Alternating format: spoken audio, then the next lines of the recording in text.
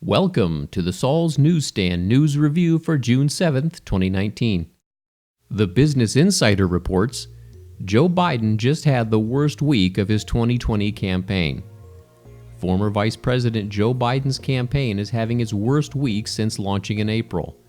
Biden was in hot water even before his campaign officially launched in April, after 4 women accused him of unwanted touching and invading their personal space.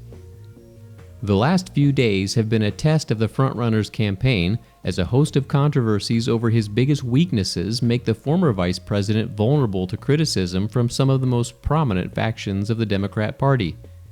It started over the weekend when Biden decided to skip attending the California Democratic Convention.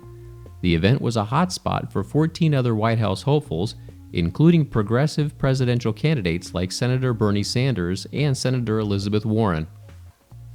Later on Tuesday, Business Insider reported that the Biden campaign's official plan on climate change had lifted or closely copied language from several other environmental groups.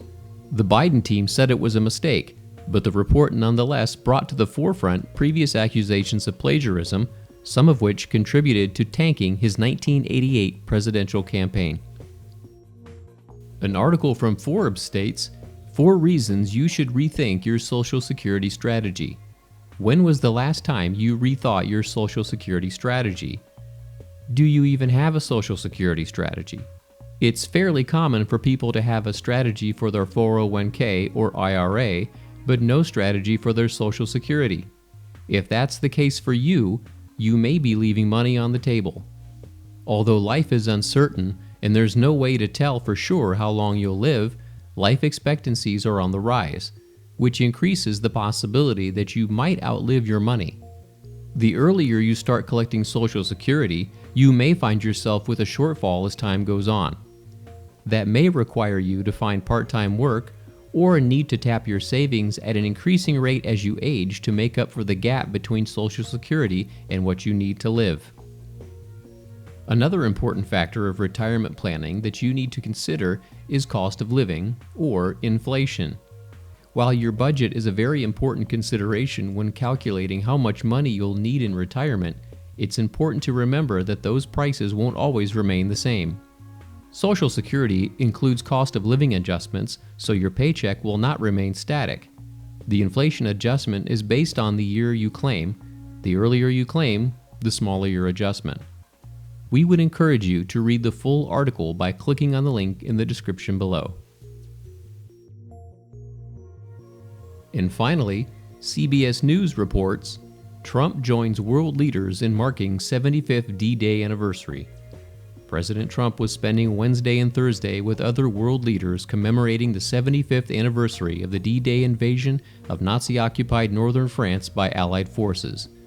The risky maneuver launched on June 6, 1944, saw thousands of American, British, and other Allied forces crossed the English Channel to halt the advance of Adolf Hitler's war machine in Normandy, northern France.